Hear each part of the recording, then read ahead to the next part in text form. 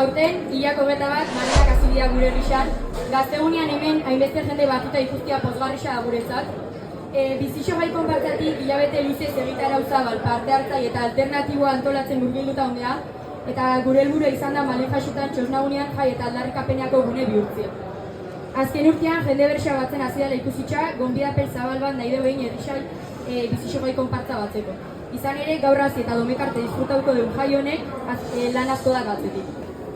Hori guztia posible izateko ezinbestekoa da gazteon antolakuntza. Bizixotik ekarpen berezisa indeuen talde bat omen dukeu. Aurten, zalantzai gabe Mutrikuko gaztetxe aukera du.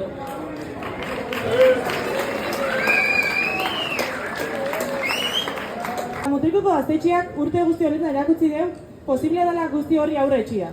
Erasoen aurrian ez da makurtu behar, kontrakoa, indartxo bihurtu behar da. Pelanak berrixa batu dira, gazte berrixak animau dira, eta gaur egun sekula inoiz bizixo ikusten da gaztetxea. Gora Mutrikuko gaztetxea eta gora Malen jaixak!